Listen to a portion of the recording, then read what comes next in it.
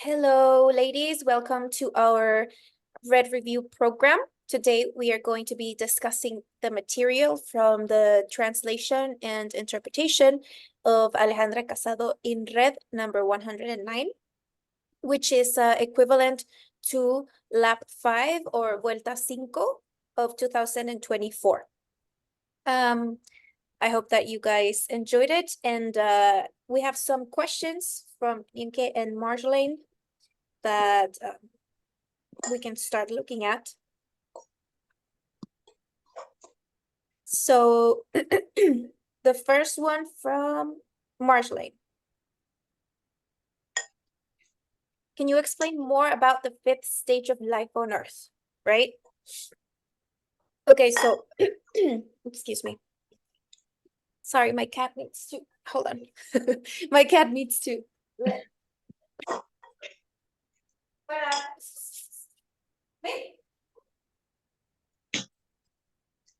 Gabi, je moet even unmuten, want je hoort je eten en het bestek.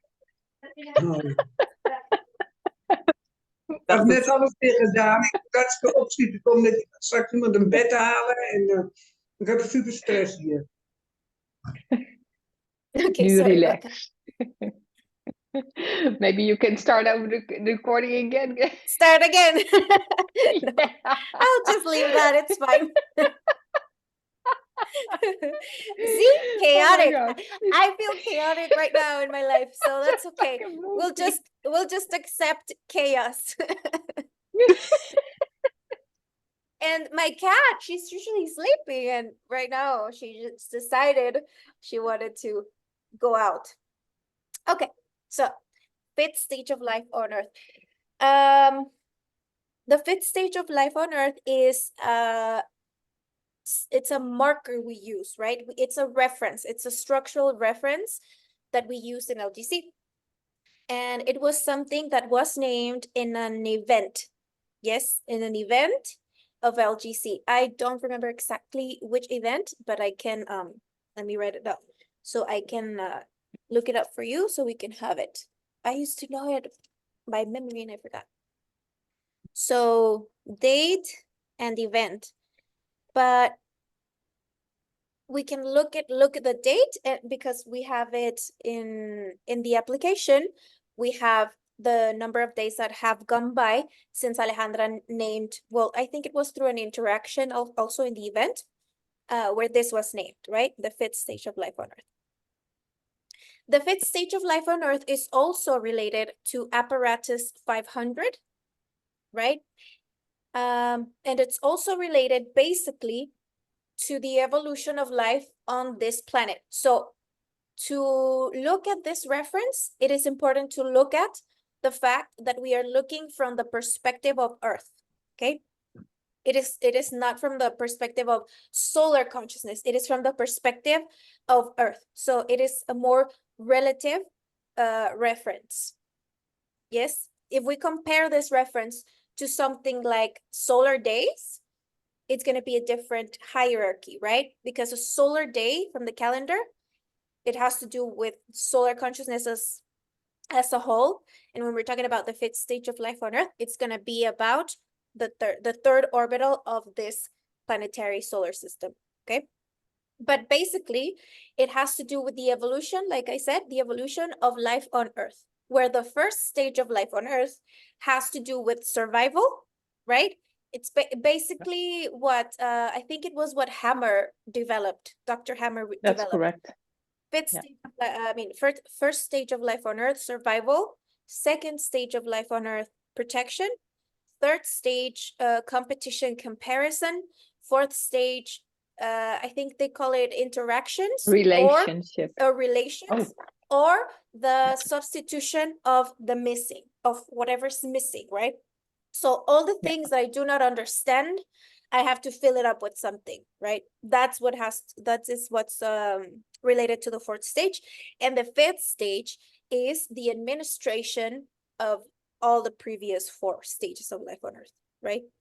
So it means that there is, it's just a different, we could say a different era in life on Earth. It is part of evolution of everything that lives on Earth. So if I don't know if you guys have seen in social media and just in the internet how species, like all species, we can notice them doing like weird or new things, like dogs, or I don't know, I saw this panther that grew up with a Rottweiler and they're really good friends. Things like this, or I don't know, a whale communicating with a human because she needed help and things like this.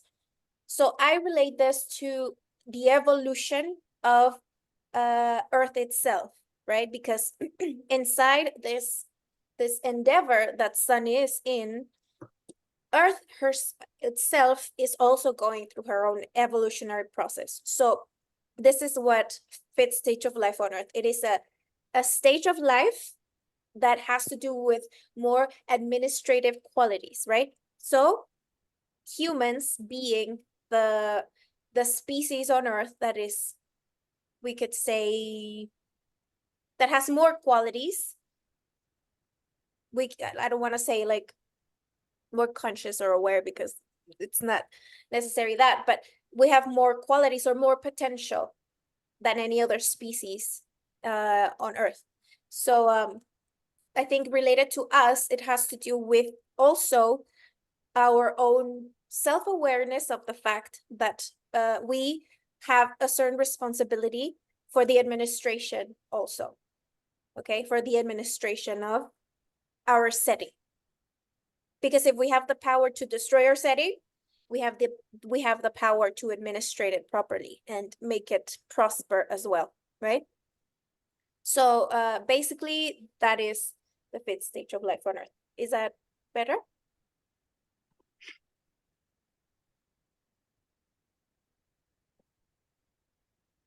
Yeah, it's new, but it's landing a bit more, and especially that it's the administration from 1 to 4. And it seems like that this 1 to 4 was already on Earth, and that what is new for me that it started related to apparatus 500. Yeah. And Yeah. I remember Denise, I think it's 5 years ago that Alejandra mentioned this in one of her meetings. Yeah. It must be around 5 years ago. Yeah. Yeah, she does talk about this quite often and mention it and work on the concept, right? Because this is what we are doing right now in LGC, the construction of concepts. It's what's really important right now, because when the signal arrives, that's why the conceptual base is very important, because we are constantly adding concepts and pixels and kind of like little pixels that buffer or have space to receive these things, right? So we are creating new structures. That's clear. More clear now. Thank you. Yes, thank you. So the next question from Nienke is, connection in Ro with the territory that exists at the other side of the Earth and wheat beginning planetary civilization.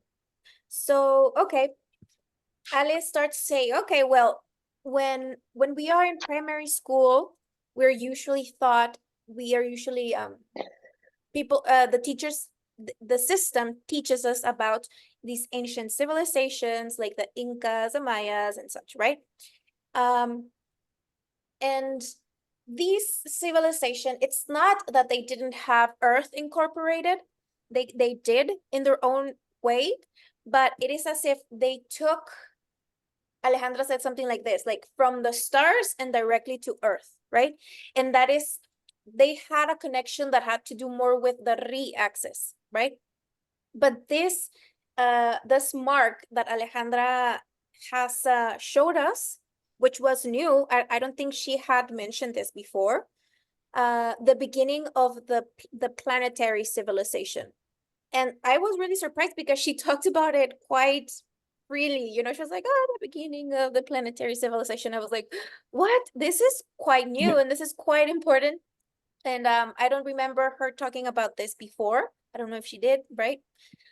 So I was like, wow, okay. So, and the connection of this planetary civilization, planetaria, right? You remember when she explains what planetario is.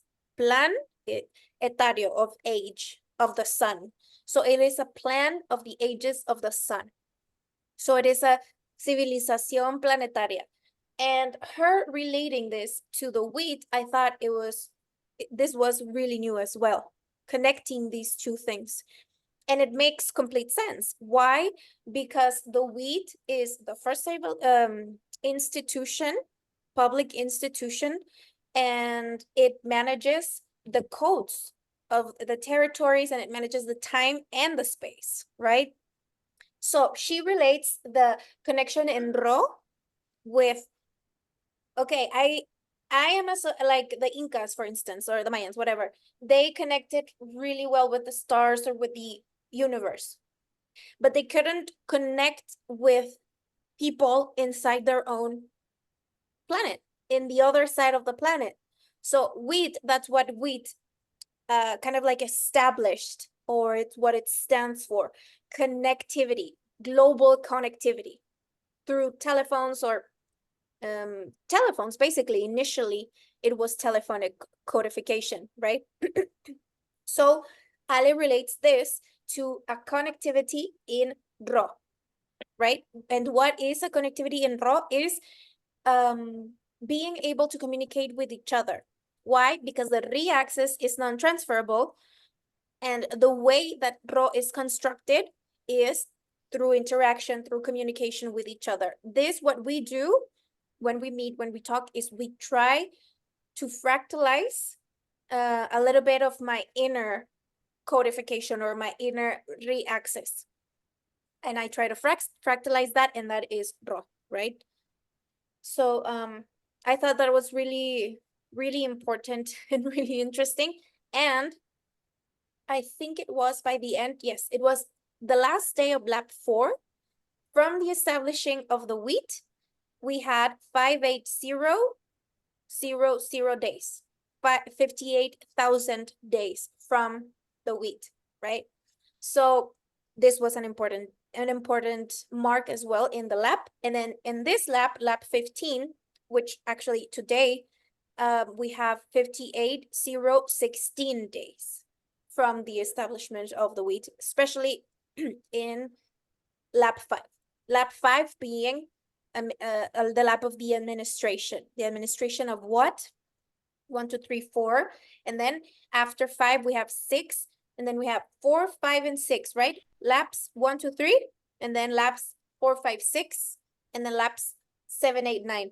That is how I try to interact with these labs in Calendaria, right?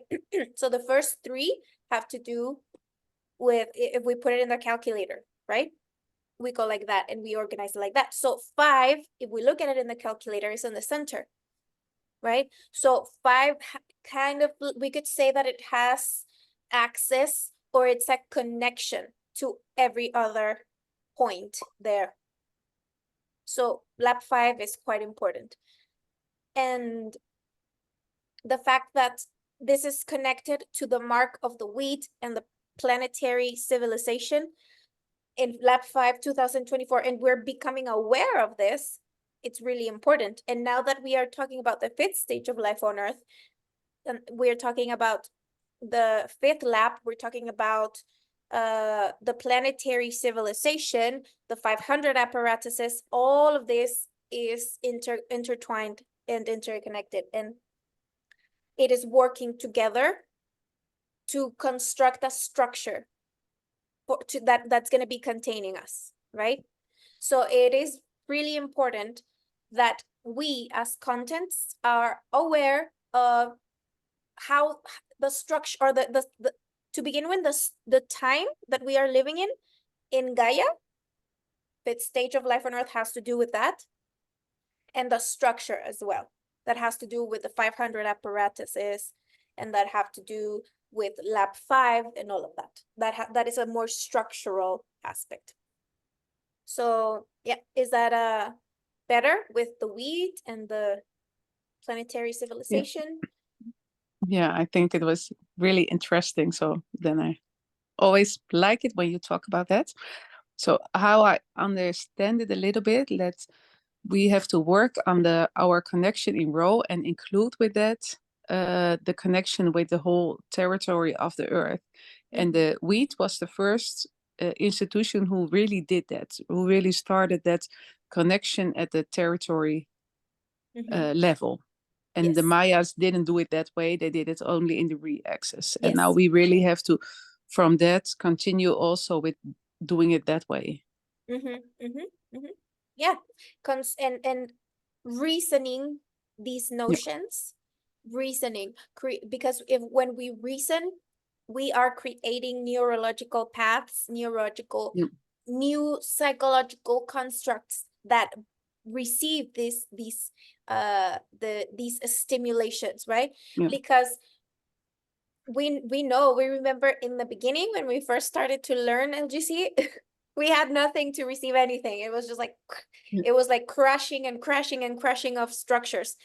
And it's really funny because when I hear Ale talk about apparatus 506 and how it is the sun interfering, not interfering, she uses the word interpelar, which is sort of like like a really close observation and modification in the truth, right? The 0 in the middle of the 56. And for me, it's funny because for me, that was 2017. So that's when all those truths broke down for me. But then she also says, okay, if we are getting prepared to inherit the matrix, right? We have to be in anticipation.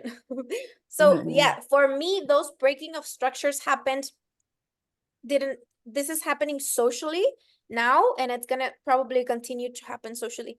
But yeah, for me, it happened before. Now it's not so much like that. Yeah. So yeah, I thought But that was also, when you were talking about that, the territory, that is something we have in common. That was also for me like something that was repeating in my mind, like, okay, that's, yeah. In a way, it sounds really simple, but it is really important to think about it because I never have thought about it that way. Yeah, it's true, because we all have different origins. Yeah. And reasoning something like that, and this is what Ale always does. It's she expresses the obvious, right? So when she expresses it, of course, we don't have to kind of question anything because it's so obvious, right? So something like that, like saying we are sharing a territory, it rings the bell because it's something so obvious, but also because we have a prior concept that says we have different origins, and here we are here and reasoning these things and being part of or deciding to have an identity with the solar consciousness.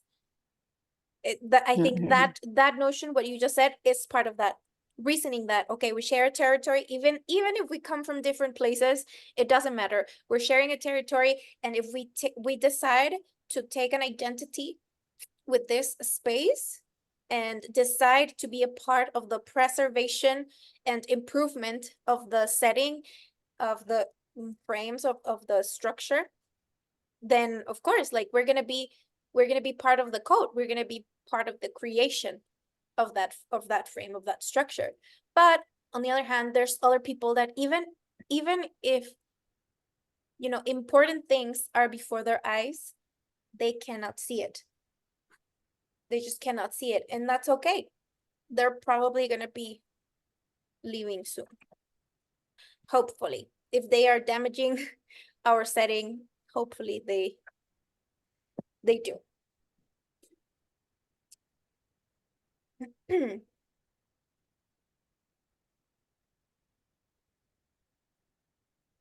Okay, so times 0, I'm gonna need you to elaborate a little bit that question, Marjolaine.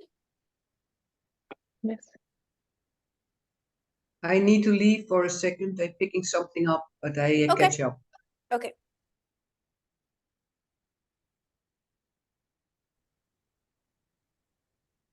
Or should we go look at the video? Yeah, Yes. minute 33. Okay.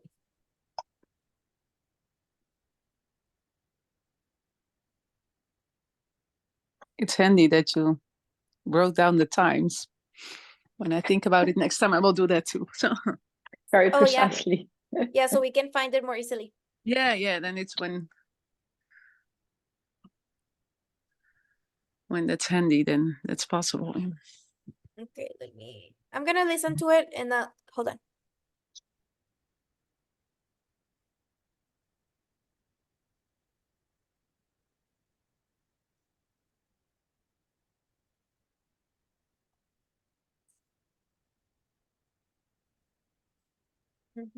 Ese pasado y ese futuro.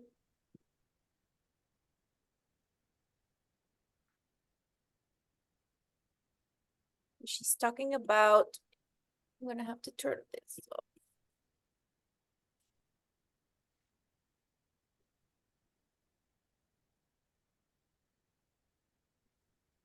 So the past and the future is made through something that we call memory. Si no existe la memoria, tampoco existe el RAW. If there is no memory, there is no RAW. Y tampoco existe el tiempo lineal. Or time 0 either. Pero eso está. Time 0. Yeah, you pointed out a mistake of mine. She said linear time, not time 0. Ah, Yeah. okay. That's So why. I had a mistake there. So she's saying, if there is no memory, there is no RAW. There is no linear time. We need memory for that. That is why when she talks about the resets, she talks about preventing these resets and such. Why is this? Because we need our memories. Our memories are how the setting has documented everything that has happened within those frames. And these documentations are the documentations of the faults and what's missing. So we really need our memories. And also, these memories are something that provides gravitational status. It kind of provides substance for existence to be. Because if we didn't have our memories, we immediately get pulled back into non-existence. Yes? Do you know of other like hydrogens or whatever who don't have memories? Because for myself, I think I find it really difficult to think of not having memories. You know, the whole concept with, the whole concept. I understand it. Okay, when there are no memories, then it's like really, nothing will stick in a way. But maybe you can explain it a little bit. I got caught up in the first part of your question. Oh, sorry. The concept of not having memories. Now, how I understand a little bit that first there must be memories before something can function also, but also it can happen that there are hydrogens with no memories. Genes? Oh, how do you say it? Hydrogens. Oh, hydrogen. Sorry, genes. Okay, that hydrogen, hydrogens with no memory. The 8. Yes. Oh, okay, yeah. Can you maybe explain a little bit, because I'm working on the concept, but I find it really difficult because I only think of having memories. So for me, when you can say it a little bit the other way, then that's helpful, I think. Yeah.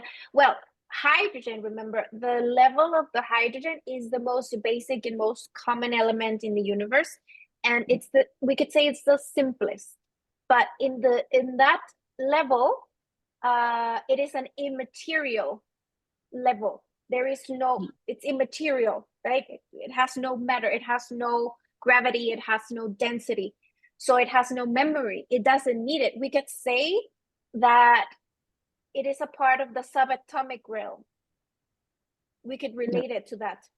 So we have the material aspect of things, we have the immaterial aspect of things, and then we have the anti-material aspect of things. Anti-material is non-existence itself, right?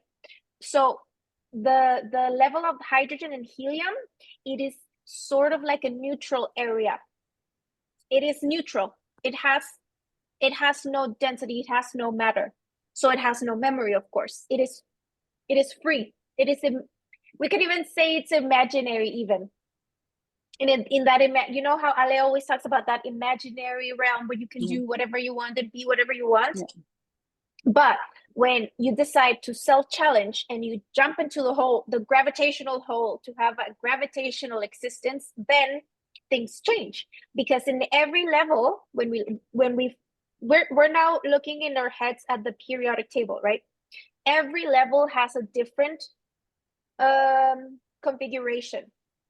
And as we go down, it changes, conditions change. So Ale always makes an emphasis in, okay, if I'm talking about an anatomic, then I am talking about something. But whatever I say regarding the anatomic or the most dense level, we cannot copy that and paste it at the hydrogen. No, because it has a different axiom, it has a different logic, right? So that's what we're doing right now. We are trying to incorporate all these new notions, because this thing with the periodic table is just immense. It's just crazy huge and crazy important. So yeah, is that a little better? Yes, thank you. Okay. So yeah, hydrogen basically has no gravity, has no density. All right. Planetaria, a plan of the age of the sun. So, civilización planetaria, right? The plan. Okay, why do we use the word etaria? Etaria is related in Spanish. I don't know if in English too, but in Spanish, it's related to age, right? Age. Also in Spanish, there's another word, soledad. And it's soledad. Edad, it's age. And in Spanish, soledad means loneliness. So loneliness, if we decode that word, it has to do with soledad, with the age of the sun. So something similar to this happens with the word planetario. Why is it a plan, and why is it related to the age of the sun? Because the sun being a space for the reception of signals of the expressed universe, right? It has to capture that. It has to generate mechanisms for it so that it can record these signals and create a local reality with these external signals, right? That's what the sun is. It's a space for reception of signals of the expressed universe. And what does it do? It has its 9 orbitals. And in these 9 orbitals, the sun records its different ages. Yeah, because the planet in its orbital slowly goes and, you know, Ale does this. She does, the planet takes little pictures of the places that it travels around the orbit around the sun. And the sun is transferring its consciousness through those orbitals, fractalizing those signals, codifying them, right? And the planet is recording that. So, civilización planetaria, it means that the planet is being a part of this recording of the ages of the sun, recording and documenting, so that it can continue to exist. And I think this is a little related to the previous question about the memory. The sun wants to keep its memories. of those things that it receives, it documents, it codifies, and then it creates local realities. Yeah, is that a little clearer? Plan etario. So it's a plan. Yeah. It's a plan for the ages of the sun. Yeah. Yeah. And it involves the planet. It involves the planetary solar system. And for the ages of the sun, I see that as for the development of the sun? For its evolution, for its Evolution, yeah, evolution, for its improvement of its codification, Yeah. for its improvement before this context that it's facing now, because it's now moving towards the civilized express universe where it has more regulations and it has more demands. It is quite more demanding. So yeah, the sun is, all these mechanisms have to do with the solar consciousness trying to improve itself, its codification, and its mechanisms of receiving and distributing signals. Yeah. Thank you. Okay, so this takes us to Marjolaine's next question, which is civilized express universe. What does this really mean? Well, I think she explained it, Ale, in a red program with this analogy, where she said, okay, imagine that you lived in the country and now you're moving to the city. So it is as if the sun has been living in the country and now is moving towards a more dense and populated area of the universe. Why? Because it's evolving. The sun is evolving, and it's trying to be a part of the become a part of a part of the universe where there is a lot more consciousness and a lot more structure and a lot more regulations, and things change in that area of the universe. Because the main difference between civilized express universe and civilized express universe and express universe without the civilized part is that in the express universe, it is like you just express yourself and you don't know where, you don't know what you're doing, you just want an expression, you just want to exist, and you jump and you don't even know where you jumped, where you are, you're lost. And that's why some get lost there. But in the civilized express universe, you have to know prior to existing, you have to know where you are going. And also the main difference between these two is that in the civilized express universe, the resources come before the challenges. And in the express universe, you get the challenges, but you have no resources.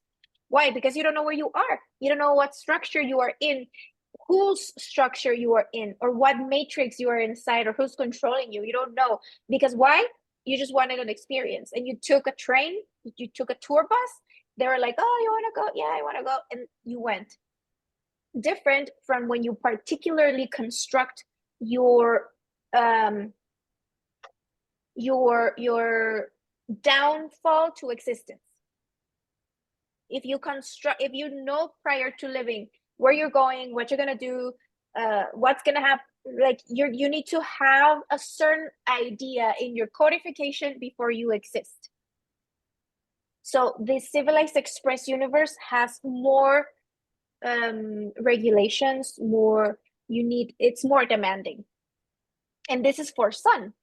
For the solar consciousness, it's going to be more demanding. It is more demanding. That's why Ale constantly says that sun is in the process of qualification for the civilized express universe. It's qualifying. It is presenting its thesis, we could say. And this is where Andromeda, the Andromedan signal, comes and helps sun. This instruction is trying to tell sun, hey, your code is failing here and here and here and here. That's what LGC is. It's the Andromedian instruction providing support to the solar codification and be like, hey, to the solar consciousness, hey, you need to work on this and this and this. So it's providing that support, but it doesn't mean that the sun, that Andromeda is going to do the sun's work. No, the sun needs to do its own thing because sun is qualifying. right? It's getting help, but it needs to do it on its own. So it is, this was something beautiful that Ale said. It is an época épica. Época épica. It is an epoch. I don't know if that's a word in English, but it's an epic time.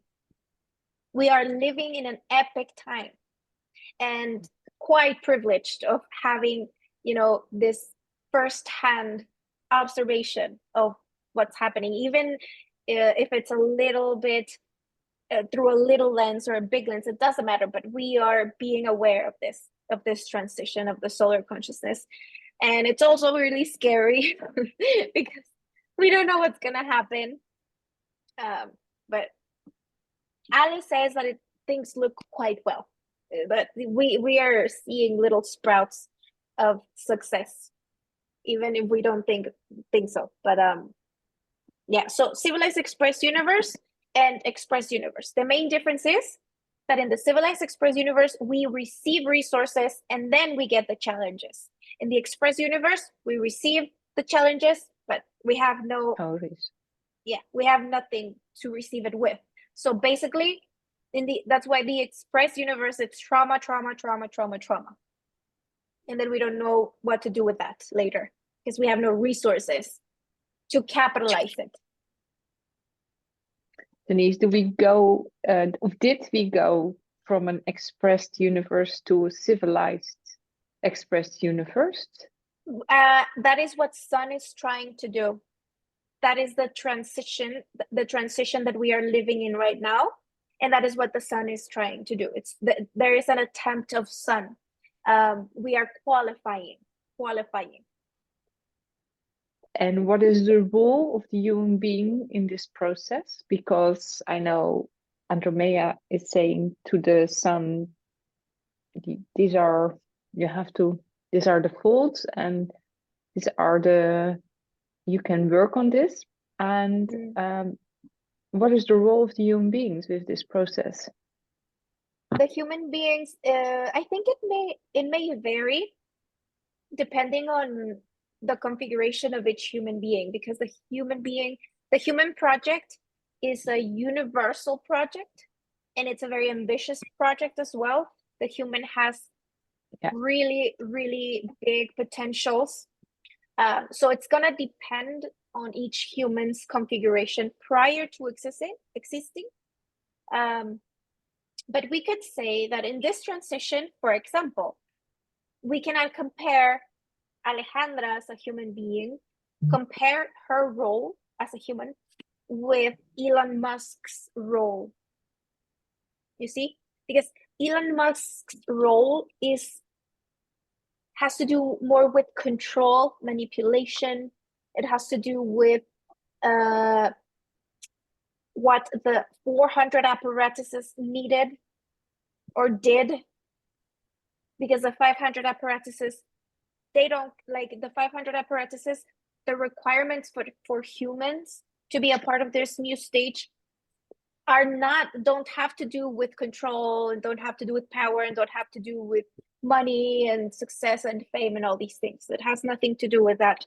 The more common, the better in the 500 apparatuses. In the 400 apparatuses, that was different.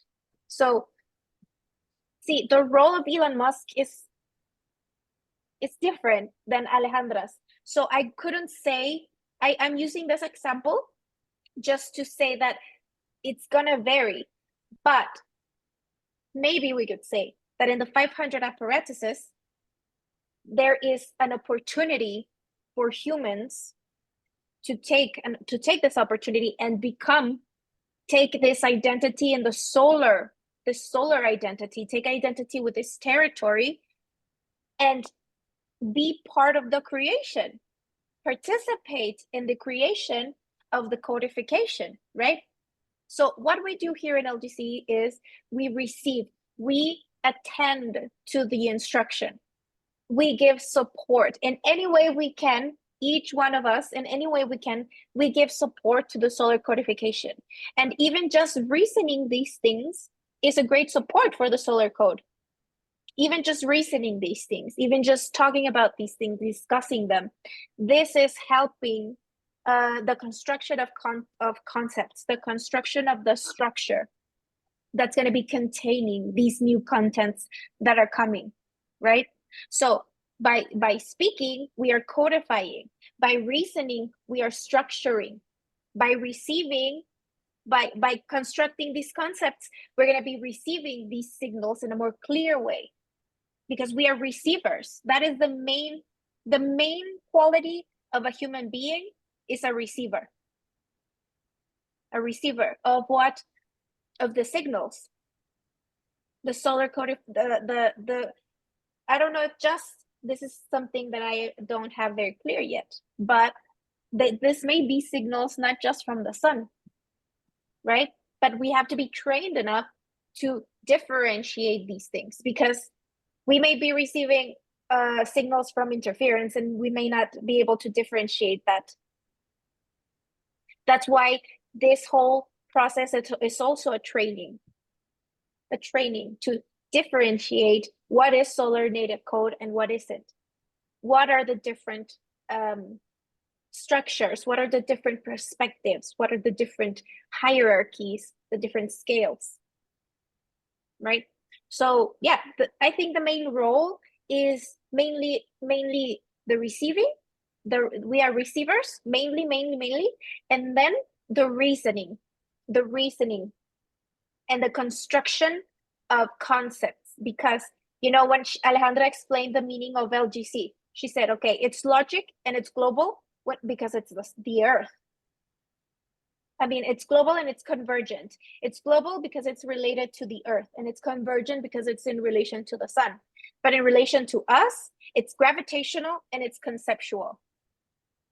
So we are gravitational receivers working on concepts. Creating these concepts is I think it's one of the most basic things that is our tasks. One of our main tasks is the construction of concepts and the receiving of signals. And to be able to receive these signals more properly is the construction of the concepts regarding the psychic structure. Yes, so working on the kind of like assuming and integrating these notions about the psychic structure.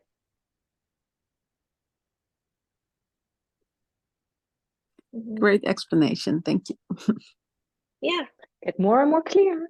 Yeah. Yeah. I was thinking Yes, about the I'm whole day about what are signals? What is it? Is signals, do we receive signals from the future? And you saying, maybe it's from the sun, maybe it's from interference. That's interesting, because I was Yeah. thinking, because we Anna receive told signals us- from all over, Yes, huh? past, future, librarian, programmer. We receive signals from all kinds of everywhere, because we're antennas. David said such a good thing, I remembered. He said, when you receive a signal and it's not coherent with together, but only on ego-based, then it's interference. When it's only like a from a personal benefit. Yeah. Yeah, that is from the interference. And if you feel that, I now can sometimes I think, oh, this is not from me. I feel that, and I do a step backwards, and then it's gone. And then something totally different opens. That is one way, that is one quality Yeah. of the interference. But remember, let's not put it into the box of, if it's this, it's this. It is a quality. Yeah, it may but it was help really us. helpful to divide it. It was really helpful for me. Okay, yes. And another thing. And it can be everything, I understand now. Yeah, another really important about signals is that signals are mute. They are not codified. They don't have words, they don't have text. Okay, so that's why they are received in our mute zone. So when we try, this is why the interpreter is so crucial. La, remember the musical note scheme? La is really, really, really important. Why? Because it's going to be the interpreter of sol. But if my interpreter is not according to Sol, but it's according, or it's educated according to the interference, then every signal I'm going to be interfering, I'm going to be interpreting it, and I'm going to be codifying it according to, you know, a different source. So this is why it's really important to know what the Solr native code is about. The Solr native code is about preserving the setting. It's about being aware or conscious about our errors, the fact that errors allow us to exist, that we need to capitalize these things, that we need to be aware of the structures that allow us to exist, and all these things. Like getting to know the Solr code, the best thing to differentiate interference is getting to know the Solr code better. The more you know the Solr native code, the more you're going to be able to differentiate these things. But So Alejandra does so good, eh? She really knows. yes, Alejandra is Alejandra. There's no way to explain her. No. She's a phenomenon. Yeah. Yes, yes. But yeah, main thing about signals is they are mute. So if you are receiving something that is codified, that has an image, that has a text, that is not a signal.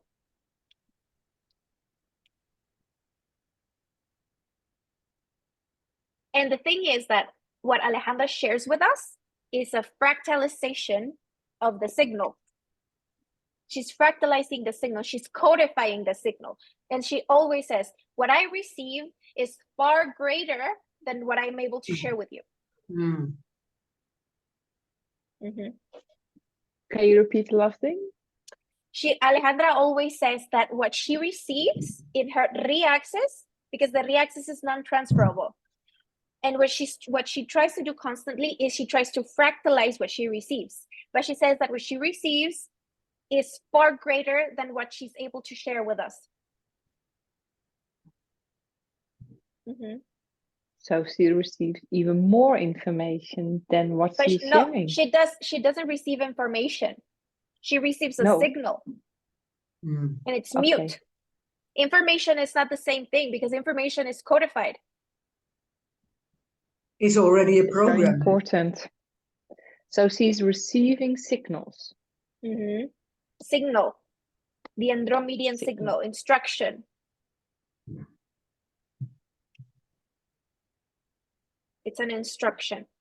And can you say that she codifies that into information? Yes. But it's not an information, it's a formation. It's a formation. So she does codify it into a formation. Because it's not an information. It is it is something that is going to be filtering the information. It is prior to information. We are working with non-existence here. So it's not codified. That's why she's always saying it's from an unprecedented source. It hasn't been spoken before. It hasn't been codified before. It's being established. So we are receiving a formation, an instructive formation for the construction of new and the establishment of what's going to be the new structure for the future. So it's far greater than an information. It's much more than that.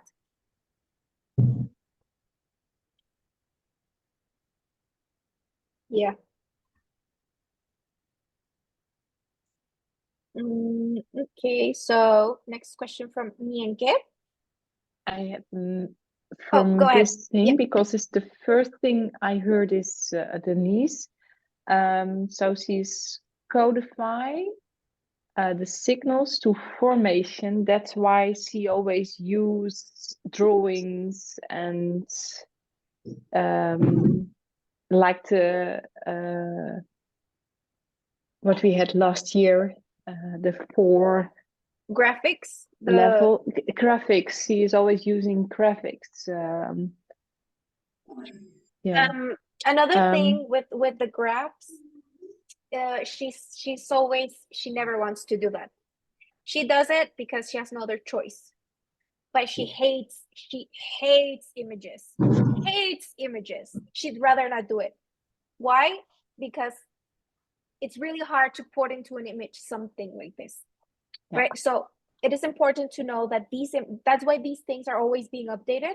If you notice, the musical notes and all of that, if we look at something from a year to today, it's completely different. It's completely different. So she tries to represent what she receives, but we always have to know that there's always this dynamism behind it that is going to be updating and moving. It is something that moves. It is something that evolves constantly. So yeah, Good to hear. the graphs are an attempt to represent, but she's always like, please don't make images. When other people make images, she's like, no, because images crystallize things. So it is important to remind our brains, be like, okay, this is an image, but it's not crystallized, okay? It is moved, it is alive. It is an image that's alive, it is an image that's moving, and it's an image that has a margin of error. It's a representation of something, but it's not the thing that it's representing, like a map. The map Yeah. is not the territory. I understand. And it's because I was saying information, and the information already has a meaning, it has already,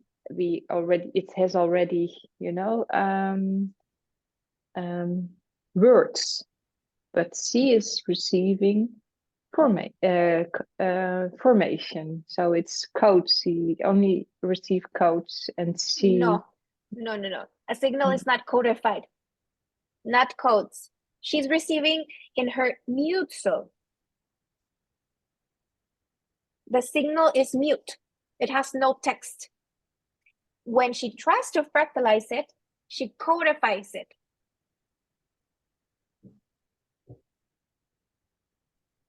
So what we receive from Alejandra is a codified fractalization of the signal. Is it then for her that she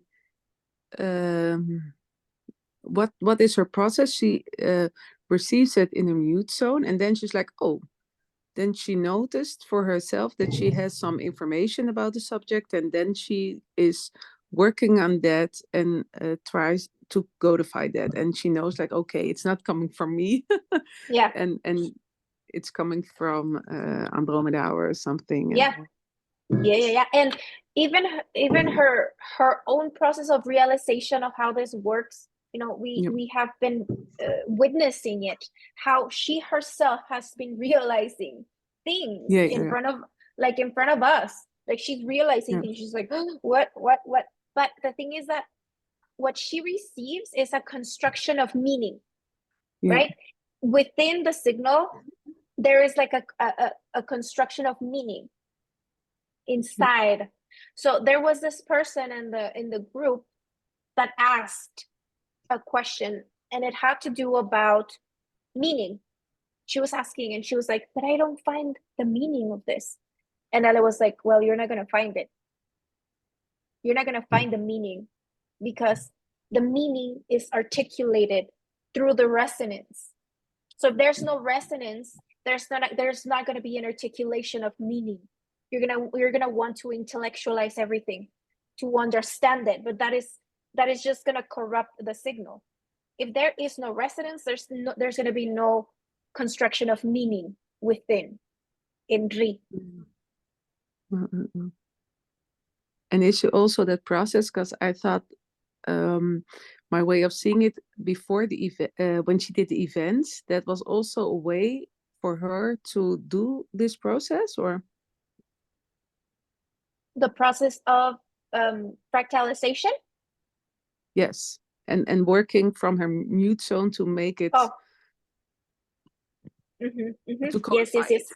Yes, to codify it, but also in the events, what she was doing is she was doing more than that, I think, because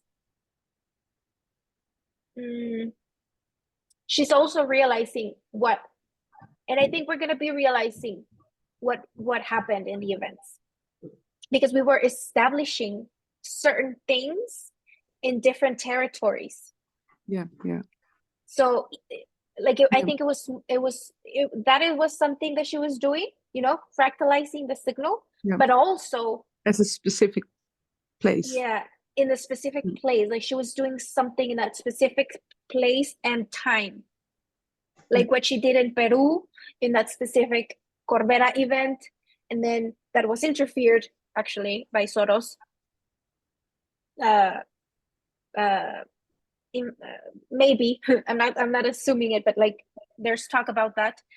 And or what she did in Mexico in event 40, it was a codification of a space temporal structure. It was an establishment of a space temporal structure, but the establishment of that is not the same as the functioning of that. So that's why as we move away from those events, we are realizing what was going on later. Yeah. So sometimes she talks about things that she realizes happened in events that she didn't realize then when they were happening, right? Yeah. So a lot. Today she was talking about Ukraine, in the 109 in this one. So, and tomorrow she will recording. And did she prepare what she's going to say or not? When think she's she does. doing the. No, she does It prepare. seems like that she prepared. Yeah. She does. Yeah. Yes. But yes, now, she prepares. now her process goes differently, because I think that what she used, I don't know if it's true, but what she used to do in the events, now she does with the 1711 group, and then with the Eeuw en Red, she shares that. So now the Mhm. whole process is different. Yes, it is different. Or not. Mhm. Yeah. Mhm. Yes. Because the group is the main channel through which she documents the signal, because the signal is quite volatile. So it is the way she tries to capture it or fractalize it. It is the main Gabi, channel. kun jij je ding op een mute zetten? Want we horen allerlei gebonk Bij mij? en geschuif. Ja, doe maar even on mute. Ja, super. Dank je. Yeah, But you so Oh, sorry. But Marjolein, were you talking to me or to Gabi? Nee, to Gabi. Oh, sorry. I thought it was for me. I Okay, see some good. moving Sorry. some pen or Yeah, whatever. sorry. Yeah. Sorry, But Denise. thank you for sharing this, because this is very, very interesting. This is makes more clear now. And I think in the group, it's quite chaotic. It is a quite chaotic group. There's always everybody's writing there, and as things are being received, usually by Alejandra and sometimes by other members of the group, like the Solarestre, Solestre, and all of this. This was presented by another member of the group. It was proposed, and it was accepted by Alejandra, and this whole process began, right? So it is quite messy, and it is sometimes it's confusing, because we have to Alejandra shares something, and then it's like, okay, someone points out an error there, things like that. But usually what she shares on the Red program, it is a really great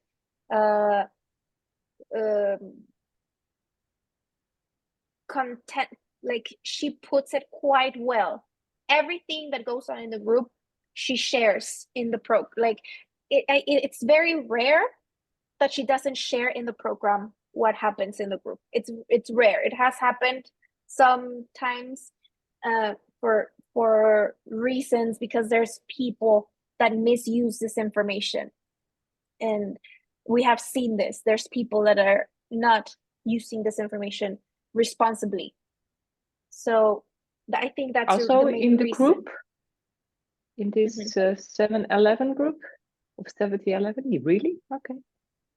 And why doesn't she kick this out, these persons? Well, I don't think she has removed a couple of people from the group. But I don't know. I think it's tricky. It's a tricky thing there. I don't know. I don't really know. Okay.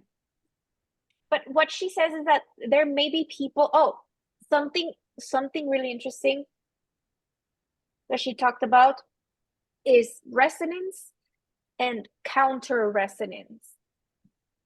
So when there's resonance, there is interest in growing the reaxis because that's what LGC is for. But counter resonance is the people that use LGC to grow in raw for personal use. Mhm. So they enter into a counter Can you resonance. use, Denise, can you give an example of this counter resonance? Counter resonance, I use LGC to coach people. I use LGC and use it for my own personal benefit, and I charge people and I tell them that this is going to help their lives and this is going to heal them and this is going to improve their personal life and this is going to help you be better with money and help you be better with people and it's going to improve your relationship with your parents and things like this.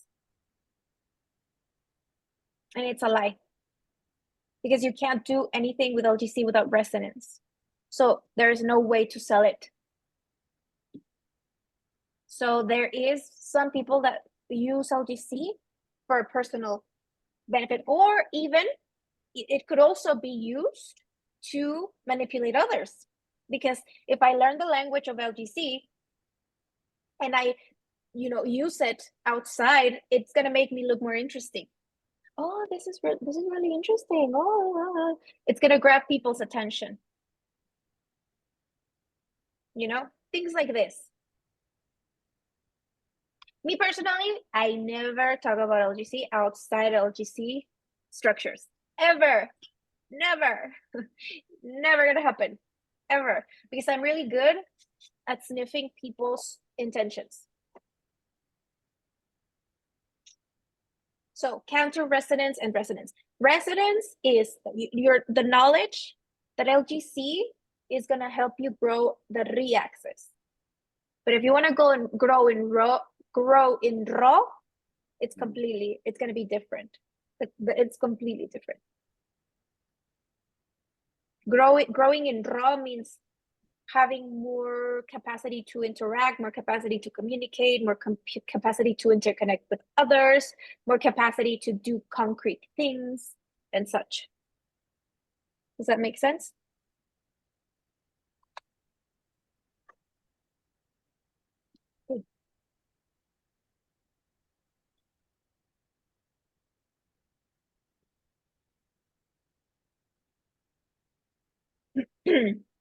So atmosphere, God, and later asks us of an act of faith.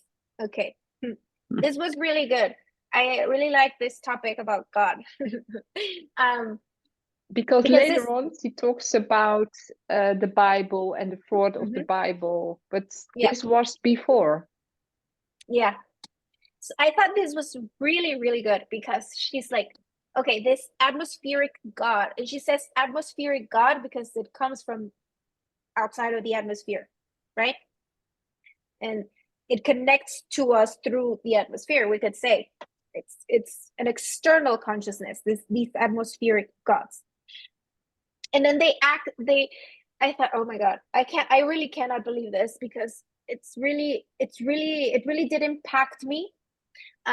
Because we look at all these images of these gods and they seem so benevolent and their words seem so benevolent and they're good and God is good and all of that.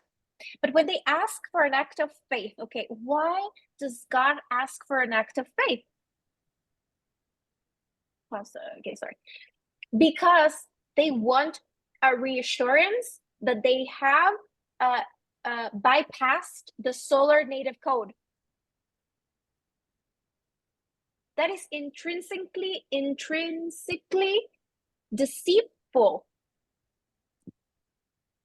Do you see that? Like they want they want an act of faith from the person to reassure them that they have bypassed or abridged the solar native code. That they are sure that you put them, the God, at the top of this all. Yeah. That they have succeeded in their Yeah. deceit. Oh my God, this is huge. When I saw it, I was like, could you see in the video? I was like, what is it? Sometimes in the video, because sometimes I watch the read first and then I do the interpretation. But this Yeah. time I didn't watch it first. I was interpreting before. So I was like, oh my God. I was being impacted directly. So, but I loved it. I was like, oh my. If you are not understanding this, what are you doing here? Like really existing in this planet. If you are not, but I do really see a lot of people in social media questioning a lot of things. So I have faith. Is that better, Marjorie? Yes, remember me of 108, I think, the last Mhm. time that he is saying about trust as well. Trust. That Mhm. the solar native code is trust because it's created, and so I'm created. Oh, okay. The It's trust. very strong as well. The construction needs to be safe for the hydrogens to want to come. Yeah. The construction, the solar native code construction, the construct needs to be safe. And safe from what? From these external influences. So if Sun succeeds at this, then we get our hydrogen wall outside of the solar system, and it's going to separate us from the rest of the cosmos, and then we're going to be safe here, doing what we need to do. I was like, wow, that that gave me oxygen, but I feel like we still need to. We need time. We need a lot of time for that. But just knowing that, like, that's what the Sun is working on, trying to make this a safe construct. Because if the hydrogens want to come, then we get a hydrogen wall and we get protected. It's going to be safe. And then all these amazing hydrogens are going to want to come here and have their gravitational experience here in the civilized expressed area of the universe. I don't know. That sounds And really exciting.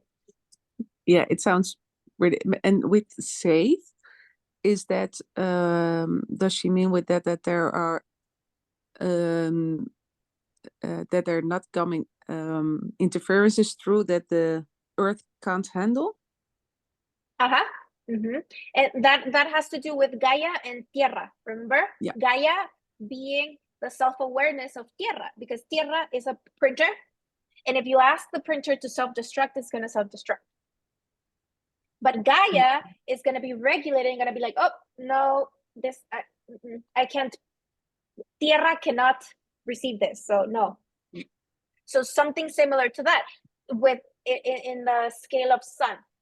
Something similar is going to be like, okay, I'm going to be receiving these influences, but in orbitals 10, 11, and 12, in the waiting room, not in my bedroom, in the waiting room. Gabby, you raised your hand? No? Oh, okay. So yeah, something similar with Gaia and Tierra, Gaia being the self-awareness of Earth. Okay. Yeah. So, okay, And And in the meantime, we also have to work with our waiting rooms, yes, for the interference. Yes. Too. In a love that fractalized one. way. Yeah. Yes. Creating membranes, right? Inside our receivers, getting to know the anatomy in our cone and foundation, and learning to differentiate what's solar native code and what isn't, and learning to be like, okay, this is an interference. Like, this is not me. This is not Sol. This is not. This is weird. This is confusing me. It's blurring me. It's making me go. Okay, then that's a sign that there's an interference. But since we're just learning about this, of course, we're going to have a lot of holes in our membranes. We're going to be receiving these impacts, of course, because Yeah. we're just waking up to this all of a sudden. Mm. Mhm. Okay, so next question. Memory space of the sun, connection with Saturn. So Saturn is the sixth orbital, I think. Say zero. 6, yes. Yeah. And Alejandra is relating, you know how she related Neptuno to the civil registration of the solar system? Okay, so something Yeah. similar, she's doing something similar with Saturn, where she's relating Saturn to the memory, but Saturn is always related to the system itself, because Saturn is kind of like mimicking a little bit the solar system with its rings, right? It is like the potentials, because it's the sixth orbital, so it's modeling the potentials of the system itself, right? Yeah. But she is also adding a new quality to the concept of Saturno, and she's adding the memory. So the way she's relating Mars to destiny, right? She's relating Saturno with the memory as well. Yeah, yeah, yeah. So this is something quite, I think it's quite new she's doing in the construction of concepts. But she's also saying, okay, Saturno, if we decodify, Saturno is the recreation of the receiver por turno. Turn. So it's your turn to it's your turn to recreate your receiver. It's your turn to recreate your receiver. It is like a checkpoint, kind of a checkpoint that identifies, captures, memorizes, documents, something like that. But it is quite new. So let's continue. Let's leave it open so that we continue to grow that concept. Yes, thank you. Mhm. Okay. 11 years from now, question from Marjolaine. 11 years from now is a condition to know LGC. LGC is not an option. So yes, this is something that Ale has been talking about since we completed the first 11 years of the process. Well, the first 11 years of the process were receiving it and establishing the basis and the foundations of all of this development. But then she says 11 years from now, LGC is going to be something completely different, because she, I think it's, how do you say it? Meta, I forgot the word, like something to achieve for her is to educate a society. So she's like, okay, I can't do that right now, but 11 years in the future, I'm going to be able, like, I hope I'm able to educate a society in LGC and space temporal structures. Why? Because it's a requirement. A requirement. From now on. And does she talk about that at that time more people have resonance with this, or are they forced in another way, or? Yeah, I don't know. She hasn't talked about that specifically in the how. She has talked about that she herself is going to be more qualified to share it more socially, because right now the signal is very robotic. You know, like when we hear LGC, it's because first, because we have resonance, and second, because we have a certain formation to receive it, and an interpreter, an amplified interpreter, solar interpreter do it. But that is the reason. But it is quite robotic, the signal. So I think in the future she wants to lower it more down, so that it is reachable or more appetizing to other people, because right now it's like flour and bread and butter and salt and people want, some people need just the cake, the piece of cake, the fact, just the plate with a piece of cake and a little cup of coffee, and here you go. And they maybe that way it's more appetizing, but right now I can see why it's not very appetizing to a lot of people. So hopefully maybe that is like the path too. But she has talked a lot about this, that in the future, so she's saying 11 years in the future, she never used specific years, but in the future, LGC, or knowing about space temporal structures, being interested in understanding the frames that allow me to be projected in here. In this age of Gaia and solar consciousness, in this época épica, if you're not interested in that, then you need to go somewhere else. So it's going to be a requirement, and that means a lot of responsibility, because she's talking about the fact that not now, maybe in 2100, we're going to be inheriting the matrix. The ones that are managing the matrix right now are the people that configured the 1700s, 1800s, 1900s, the secular years, right? Those are the ones managing the matrix right now. So if we're going to be inheriting that, then there's a lot of responsibility. I'm sorry, can you repeat that? What you lot. said, that who is managing it now? The ones who are.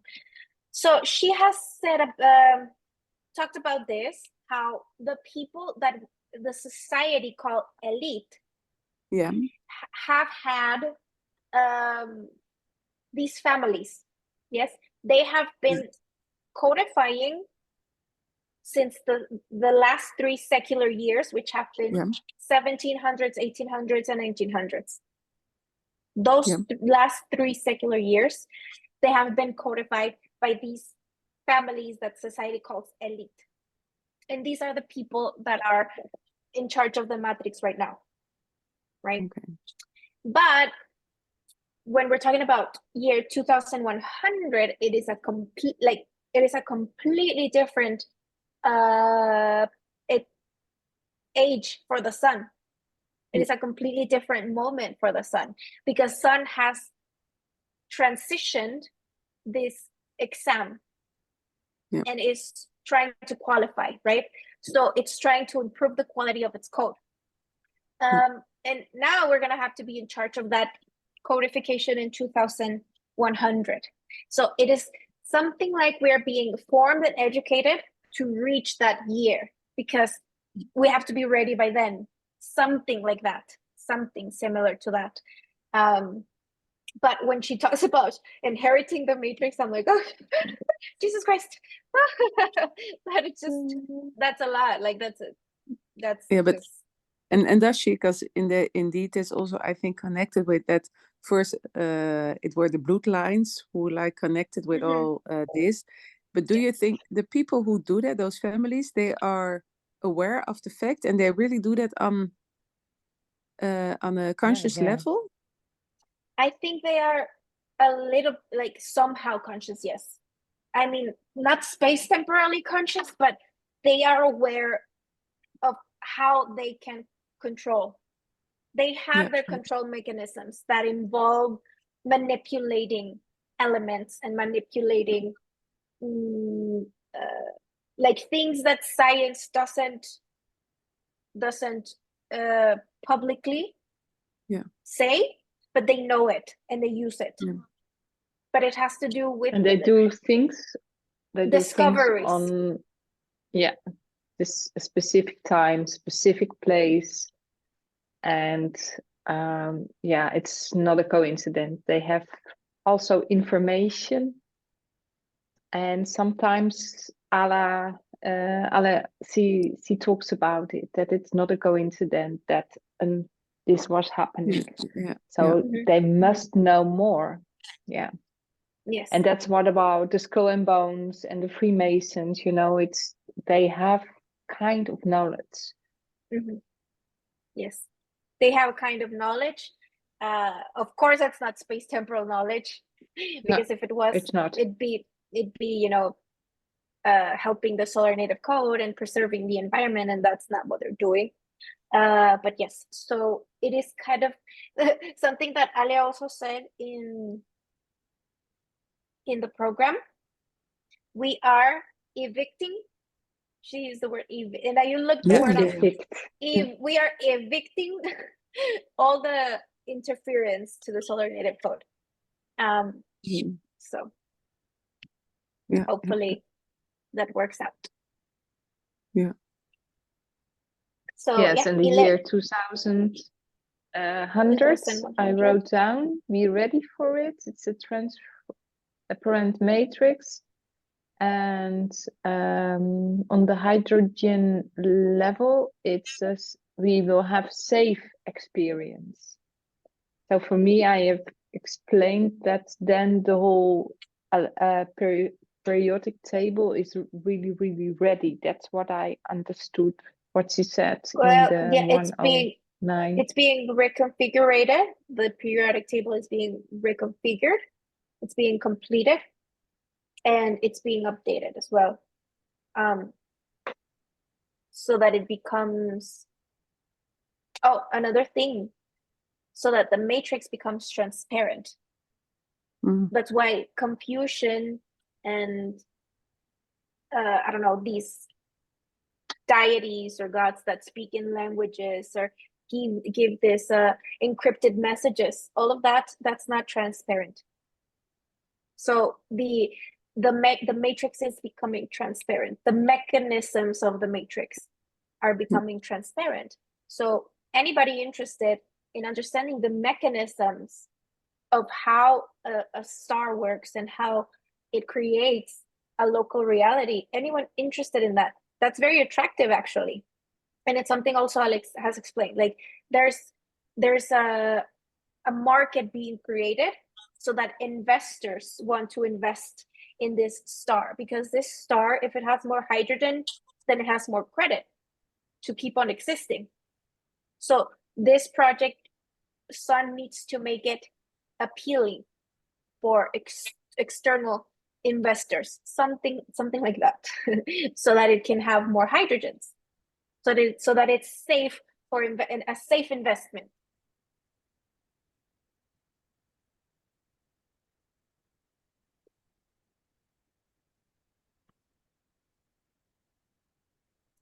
And that way it itself fulfills a purpose in the universe, the sun, by doing that.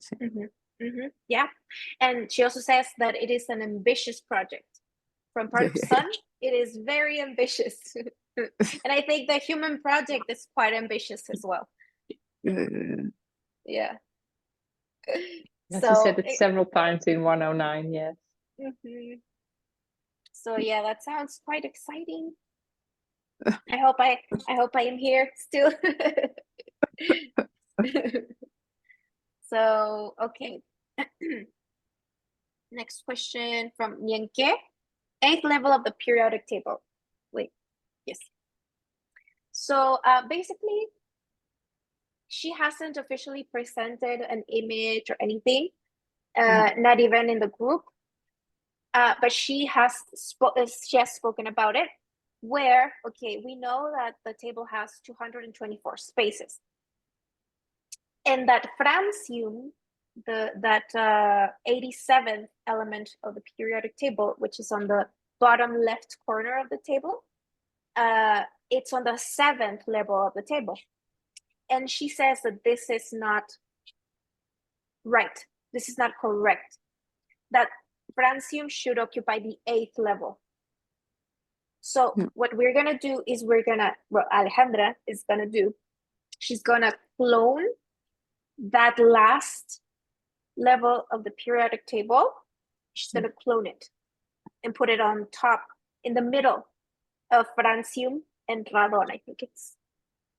I thought, Denise, between 6 and 7, there's coming a new level between 6 and 7, because it's on the Between 6 and 7 level.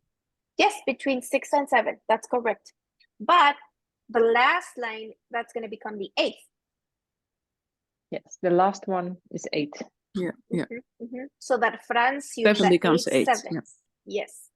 So francium, and this is started from the 1st of January 2024. 5, if I understood this right, that then the 8th level will be there. And it's also the molecule level, the physical level, because we get an extra level, but which I understood in 108 that 6 and 7 is more physical molecule level. And if we get an extra layer, so this become that 6, 7, and 8 is become molecule level. So that will be getting a big change in the human bodies, I think, if I can assume or Yeah. understand it. She said that sometime during this year, we're gonna get that update, like that official update in the table. But yes, it is adding another level of densification.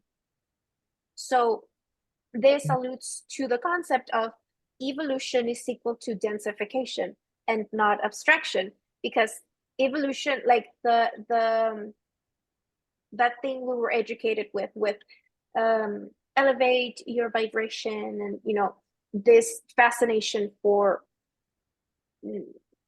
going elevating your soul or something like that. Well, elevating your soul is disappearing or dying or going back to the origin, or no, dying. But to evolve is to densify. And why? Because in the level of the hydrogen and helium, you're free. Like there are no, you can do whatever you want, you can be whatever you want. But if you densify, you have to abide by the rules of the setting that you densified to. That's why evolving is densifying, because there are more limitations, more regulations, more limits.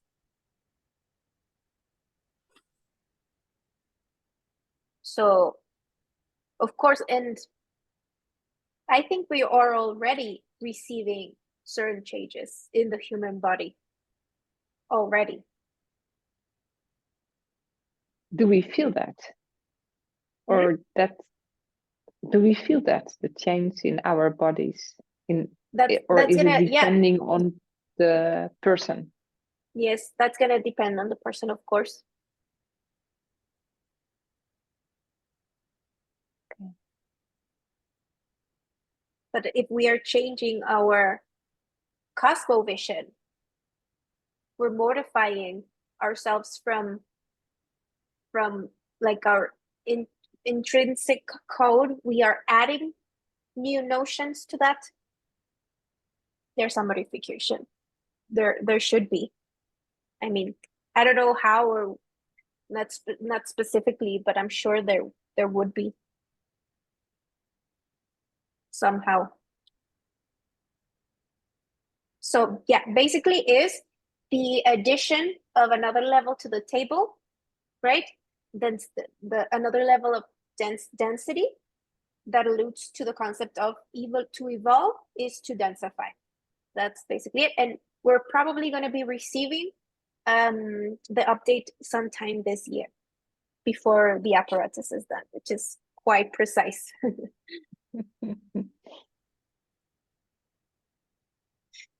Okay, next question by Marjorie.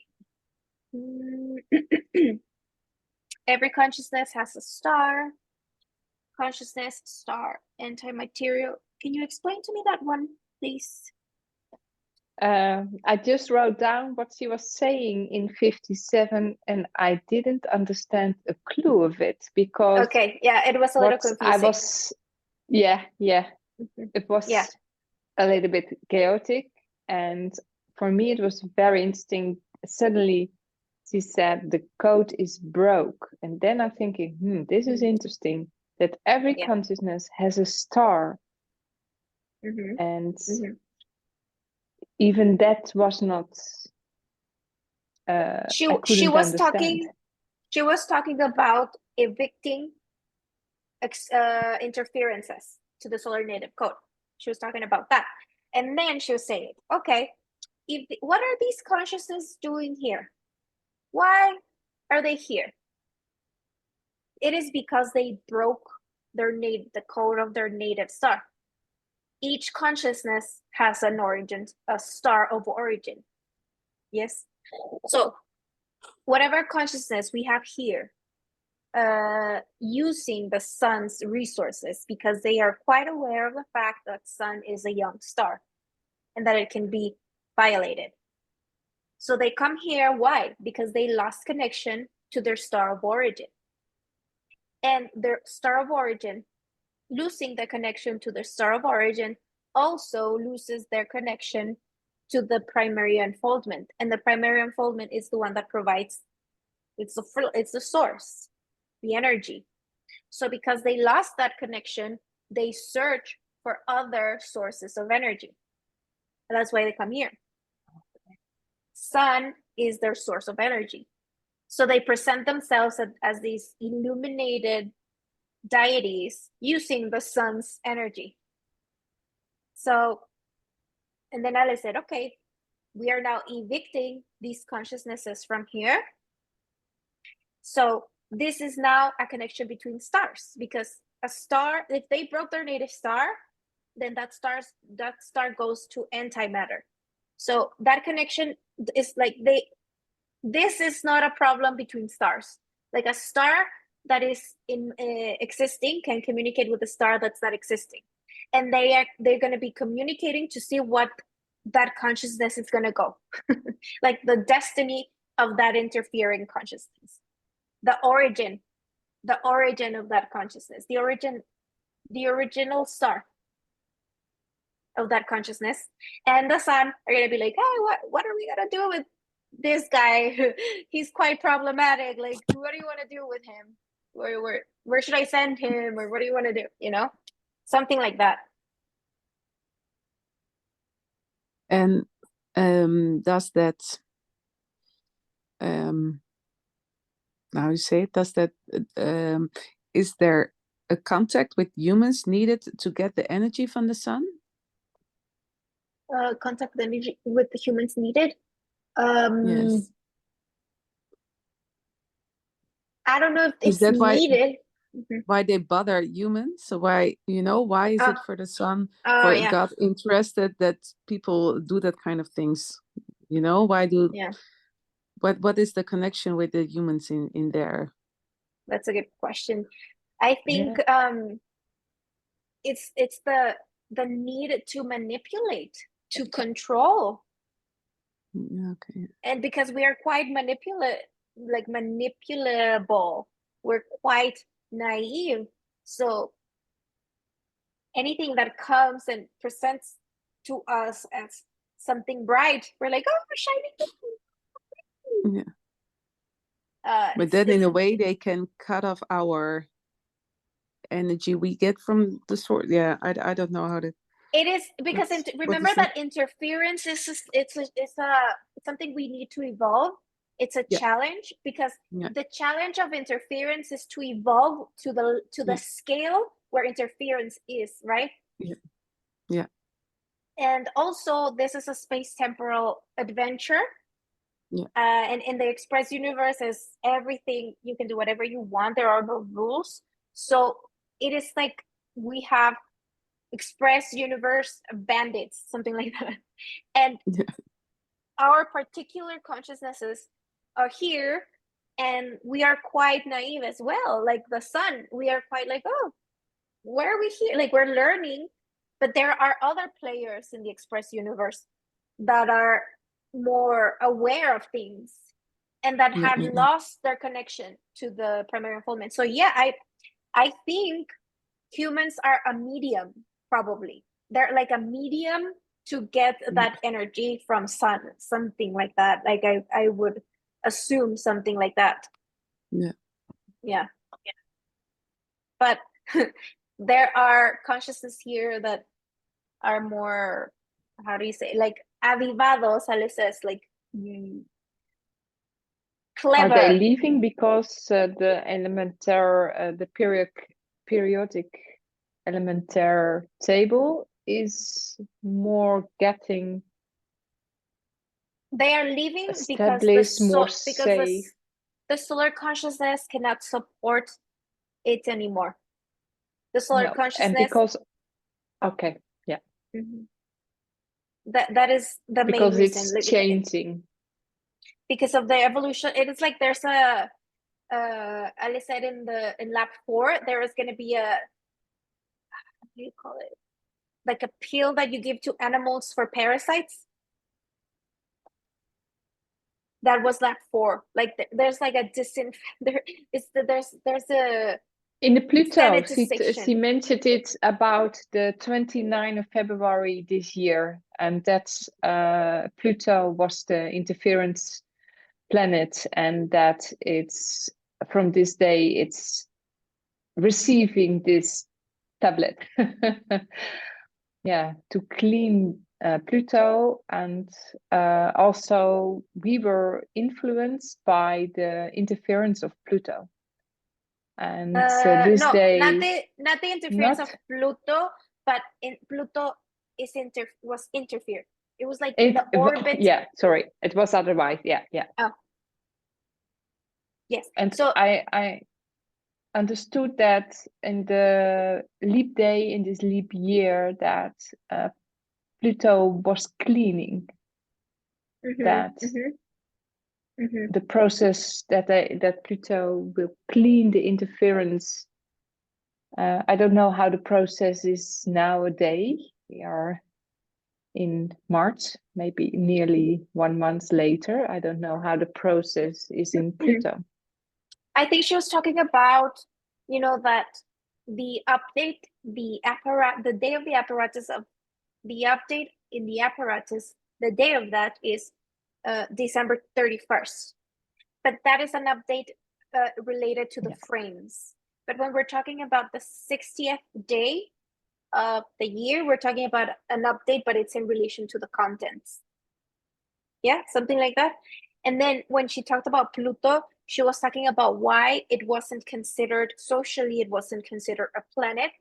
And I think it was because Pluto's orbit is unstable, and because its atmosphere, I think it's contaminated or something. But if we look at it from the LGC perspective, Pluto is the 9th orbital, right? So it has to do with the intention, the purpose of things. Yes, so it is like the intention or the purpose for the functioning of the solar system itself is being renewed or reconfigured, something like that. But socially, I don't have that information of what they are saying about Pluto. I don't know. Is that a little better? No? Yes. So yeah, it basically 9th orbital, the intentionality has to do with the intentionality, the purpose, right? And if we look at humans, what are their intentions? Usually personal gain. They have to do Money, success, usually. wealth. Yeah, so usually it has to do with that. So that it is something that needs to be also observed or interpelado by the solar consciousness, the intentionality of the consciousnesses that are going to be remade. Like there is a scan from 2012 to 2021. Ali always says that there's a scan of everything inside the solar system. Well, that is part of that, the scan of the intention as well.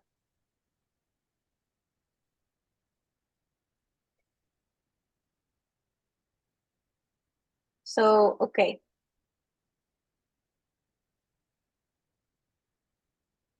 The cosmos is expecting our documentation. Yes, you already touched that subject from okay. the fifth stage on the Earth. Oh, and yes. that was to document the first 4. This was the 5th level of life. But Fifth when stage of the life on Earth. cosmos, but when we're talking about the cosmos, we're talking about something of a higher scale. Yeah. The cosmos. So the cosmos is expecting our documentation. Oh, you don't have any more context for that one? Because I don't remember. I thought I listened to it in that story. I thought No. it was connected to that, the fifth stage of life on Earth. But I also had the questions about that because it was related to really the cosmos that was having that kind of expectation. So I was like, okay, that is something. I think it Yeah, has be more sure to if I do. understand. No, it has more to do with the documentation of the experiences of the whole of the solar system and putting that out into the cosmos and being like, okay, this is my report. This is like my the memories, the documentations of faults and what's missing, what I have, what I don't have. You know, it's like the sun's report to the cosmos and being like, okay, this is what I have, this is what I can work with, you know, something like that. Okay. Yeah. And then, well, the hydrogen wall, we talked about that, right? Yeah. The 6. Okay. Yeah. And the lab 4 too. With a 5-8. Right? Yes. The 5-8 days. The matrix. Oh. Yes. She gave an Uh, explanation, but for me it was quite difficult to really understand it. So maybe when you say it in your own words, I have more. I can grab no, it more. I can't. Let me see if we can find. I think it was towards the Yeah, last. she explains she says the matrix memory is functioning like I want ice cream. I look, there are 10 ice shops in the neighborhood. Then I walk to one shop. That's a matrix. Also, she said that family is a matrix, and also Mm. a Oh, job yes. is a matrix. Yes. Yeah. Yeah, like an And interface real life, of communication. Yeah. Yeah, go on. and real life, it's going by memory. So maybe it's also the question you had before, and that's the matrix. And the Okay, yeah. LGC is transparent matrix. Mhm. And then that's what Yeah. I understood about the matrix, that it's a family, that is the ice shop, it's a job, and that the LCD is a transparent matrix, Mhm. create a Mhm. transparent matrix. Can Yeah, you so add it's something probably more, Denise? it's probably gonna be kind of like an interface through which we are gonna be experiencing reality, like a construct, structural, something structural that is going to be filtering our life experience. Because this could be, if Alex says, okay, family can be a matrix. Why? Because family configurates us, programs us. And the way we live our family is the way we're going to experience life, right? So do you know what an interface is? Like, it's a device that, for example, if I'm playing the guitar and I want to put my guitar sounds into my computer, I use an interface, a device. I plug my computer into the interface, and the interface is plugged into the computer. And that is the device that is going to be transferring the sounds of my computer, the sounds of my guitar into my computer. So it is like something that's in the middle of me, that's gonna be sort of like a surrounding, something that's surrounding me. But if she's saying that the matrix is becoming transparent, what does it mean? I think we're gonna be looking at life in HD. It's not gonna be blurry or confusing anymore, because the matrix is now going to be for the purpose of evolving, growing, preserving the environment, improving the solar codification, improving the local reality, improving the reception of signals, all of that. So all of that, all of these concepts that we are internalizing are going to be part of that cosmovision, and that they're going to be part of that fabric of that interface as well.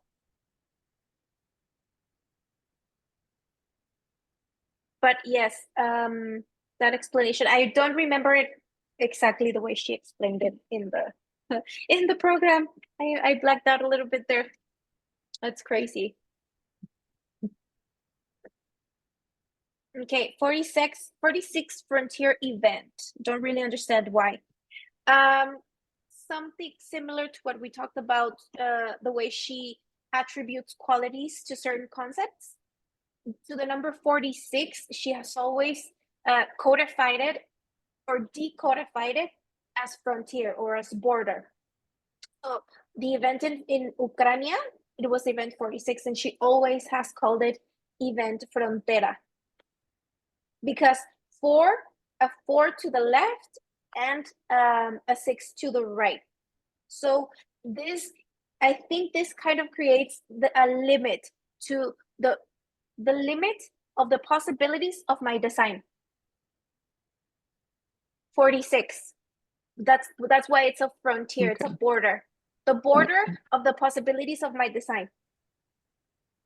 But if we look at that globally, that's done in Ukraine, that's the limit of the possibilities of the public door, of the perception of the public door. It had to happen in Ukraine. And Ukraine, cráneo, it's a crane, it's what protects the brain, right? So it's a board, it's something that separates as well. She also related it to the crane of the earth.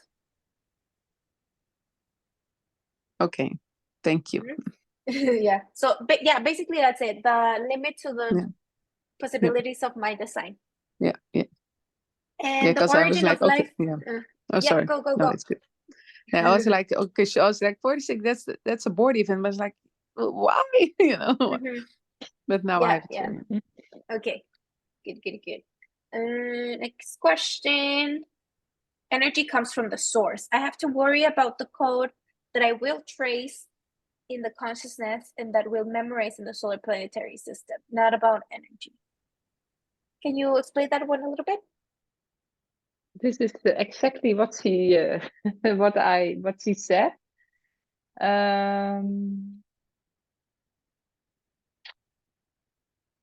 Energy come from the source. That's what she said. Oh, okay. I Okay. Yeah, I remember. have She's to saying worry about the codes that I will trace in the consciousness and that will memorize in the solar planetary system, not about energy. she's talking about how she never talks about energy. Why? No, she's never Yes. talked about. She doesn't talk about energy. Why? Because energy comes from the source. And if you're connected to the source, your problems are not going to be about energy. Now, then she said, but what I do have to worry about is about the code that I will trace in the consciousness and that I will memorize in the solar planetary system. So I'm not worrying about energy. I am worrying about having a good quality in my codification, and that this code can be memorized in the planetary system and used and improved, right? Because I am codifying, you are everybody is codifying, and all of this is memorized. And it's used and it's improved, constantly improved. So I think she's using this as a contrast to say, I'm not worried, like energy is not a problem. I never talk about that because that's no problem with that. Problem is the quality of the code to express a local reality, to codify external source signals and create a local reality and improve the solar native code. That is what's important right now, not energy. That's not the problem right now. Yes. Yeah. I understand now. Yeah. Okay. Great. Thank you. And last question from Nienke. Origin of life on Earth in the water.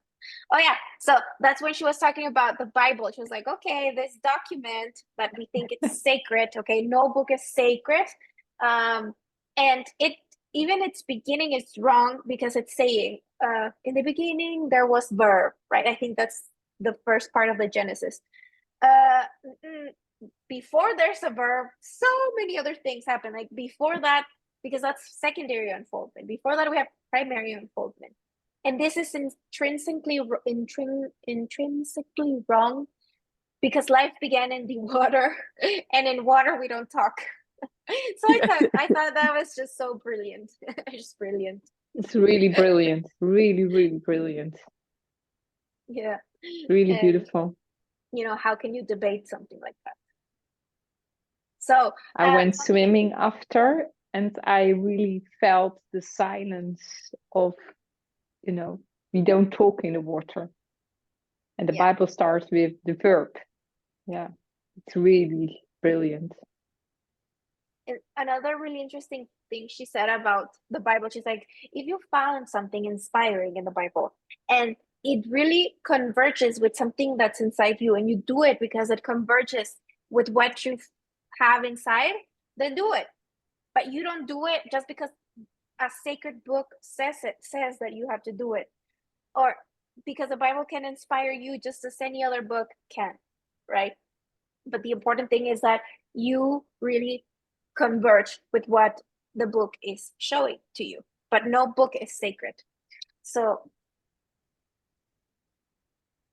the origin of life is in water, and the amoeba is always there. It's the base of our life. Amoeba, the singular, like one single cellular organism that we all come from. Very good. 5 billion years ago, the first Yeah. light photon came on Earth, and there was the first life on Earth, and it was breathing, it was digesting, and it was making other eencellige. Yeah, What's that's that? about. I'm telling this many times. The whole history of the Earth. Yeah. Yeah. So that's the questions we have from you ladies. Gabby, you're quite quiet today, Thank you. but I'm glad you are here anyways. Are you okay? How are you feeling? I am okay, but I'm a bit I need to move here, and it is sudden within 1 month. So I'm. It was not your own choice. No, Oh, and I don't have another place. oh, But I know something Yeah. will open yeah. up, because I cannot think how to do that. No. Knows. Okay. I Well- fell asleep when listening to it twice. The video? It was like very heavy.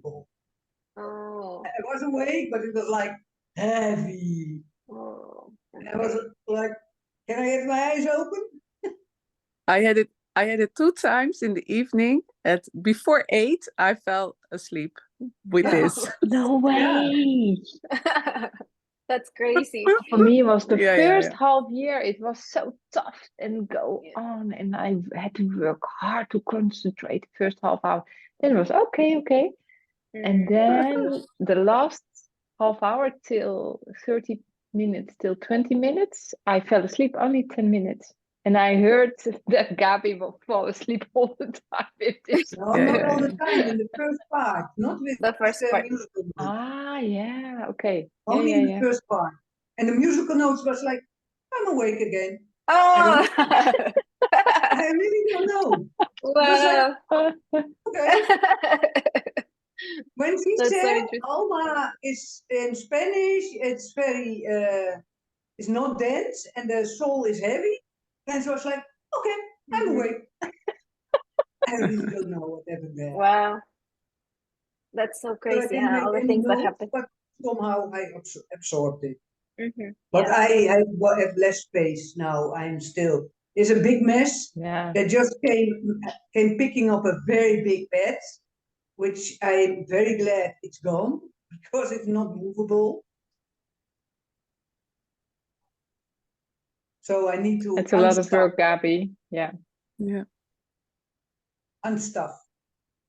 But that is my place. It felt so good here somehow. Hmm. I don't know how you say anti-kraak in Yeah, English. I wanted to explain it to Alejandra and to Denise several times. They don't know. I Please, think you don't know. Denise. It's not in your country, I guess. We have But it what here is in it? Spain, eh? What is it?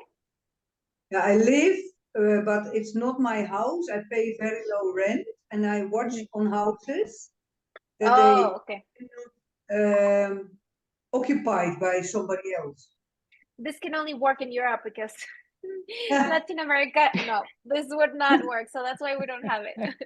Ah, it works Protection very that so well. that other people don't go in there Yeah. without Mhm. permission. Yeah. So But you're now a I have babysitter of real a big house or a farm. property. Yeah, yeah, I yeah. have a- Yeah. Yeah, yeah, yeah, yeah.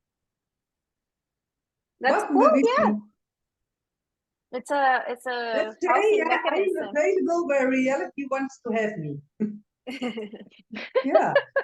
Yeah, I do that already for a couple of years. To be open where my best connection is, where I need to be.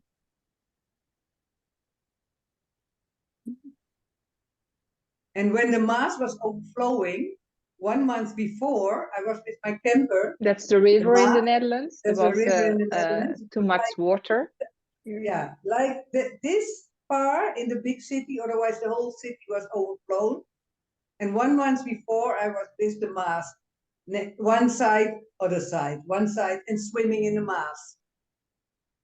And then I got we need to do it together. Saam is together in Dutch, saam. Now, that is the other side of Maas.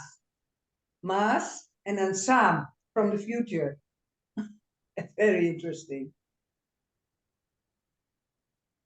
But now I get a big stress because I still don't know have any place. I have my camper, but still a problem with the cats. And the weather is cold at night. Yeah. But maybe tomorrow we're going to lab 6, so maybe something is changing, Gabi. We are already in lab 6. Oh, No, No, oh, this today is is- the last day of tomorrow. 5. Oh, no, another 108 was yesterday, yeah? The Yeah, and quarantine. also we're gonna have the cycle meeting for next lab. Yeah. So I will try to have the material ready before, like as soon as possible. Because I'm feeling a little better. The last month I was not, I just didn't have space. But now I'm back. It's like I don't know where I go, and then I come back and I'm like, oh, here I am again. So yeah, Did you I will already try. move, Denise? Did you already move? When do you move? I don't know. I don't know Ah. yet. It's not planned But you're yet. still in your house? You're still in your house at the border of Mexico? I'm still in my house. There was a person interested in buying the house and she backed out. And I had to do some remodeling to the house. So I just finished doing that. And then also I have some legal things that I thought I could do remotely, but probably I won't. So maybe I'm going to be here for 2 more months. I'm not sure, maybe sooner. I do want to leave as soon as possible, but I don't think the house is going to take too long to sell, honestly. So yeah, it just depends on that. But Oh, it depends on the selling of the house. yes. Oh, yeah. Yes. And I don't think it's going to take very long. I have a lot of salespeople, and the house is it's a good house. So I don't think it's gonna. I hope. Mm. Yeah. So guys, that's our time. Yes, thank you. Thank you. Thank you so much. Thank you This was really Thank very, you so very Denise. much. Thank you, Dory. and, Thank you so much. Yeah, I will have the recording Thank for you. you guys soon. I will put it up in the channel. Perfect. And see you in the red program for lab 6 and also in the cycle meeting. Okay. Okay, thank you. Super. Thank you so Bye-bye. much, Okay, have a good everybody. day. Bye, guys. Have a lovely evening. Have a lovely You day. too. Bye. You Okay. too. Bye bye. Bye.